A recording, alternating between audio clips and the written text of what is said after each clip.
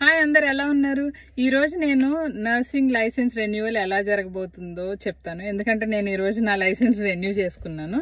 So కొన్ని కొత్త విషయాలు కూడా నేర్చుకున్నాను. అండ్ ఇక్కడ రెన్యువల్ ఎవ్రీ ఇయర్ చేసుకోవాలి. ఇక్కడ అందరు నర్సెస్ కి ఎవరికైతే లైసెన్స్ ఉందో వాళ్ళందరూ every September to October apply చేయాలి రెన్యువల్ కి. అండ్ అప్పుడు మాత్రమే వాళ్ళు రెన్యూ చేస్తారనమాట. కొత్త లైసెన్స్ అయితే ఏ మంత్ లో అన్నా చేసుకోవచ్చు, కాకపోతే రెన్యువల్స్ మాత్రం సెప్టెంబర్ టు అక్టోబర్ లో మాత్రమే చేస్తారు. అండ్ దాంట్లో కూడా క్వశ్చన్స్ ఉంటాయి. మీరు పార్ట్ టైమా, ఫుల్ టైమా, ఎక్కడ పని చేస్తున్నారు, ఎన్ని అవర్స్ వర్క్ చేశారు ఇంతకు ముందు 1 year లో అన్ని మనం సబ్మిట్ చేయాలన్నమాట. ఇంకొక థింగ్ ఏంటంటే కొత్తగా ఒక 25 ఎగ్జామ్ క్వశ్చన్ పెడుతున్నారు రెన్యూ చేసుకోవాలంటే మా PEIలో. సో ఆ 25 క్వశ్చన్స్ లో 20 ఆన్సర్స్ మీరు కరెక్ట్ చేయాలి, అంటే 80% రావాలన్నమాట. రాకపోతే ఏం లేదు, సింపుల్ గా ఫెయిల్ అని చెప్పి మళ్ళీ అటెంప్ట్ చేసే ఛాన్స్ ఇస్తారు, వెంటనే చేసేయచ్చు. సో వన్స్ నెక్స్ట్ స్టెప్ వెళ్ళిన తర్వాత అక్కడే మెయిన్ థింగ్ ఉంది, అదేంటంటే యాజ్ ఏ నర్స్ గా నీ గోల్ ఏంటి నెక్స్ట్ అని అడుగుతారు.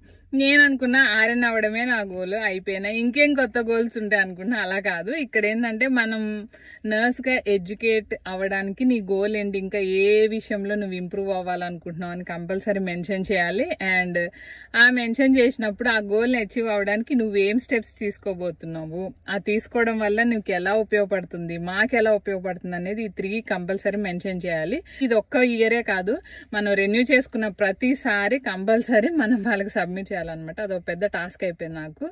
సో ఇవి 3 థింగ్స్ అనమాట. ఏంటంటే ఎవ్రీ ఇయర్ రెన్యూ చేసుకోవాలి, క్వశ్చన్స్ ఆన్సర్ చేయాలి, అండ్ గోల్ కూడా మనం సబ్మిట్ చేయాలి.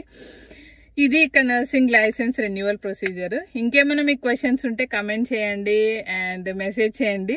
సాధ్యమైనంత వరకు ఆన్సర్ ఇవ్వడానికి ట్రై చేస్తాను. ఓకేనా? బాయ్.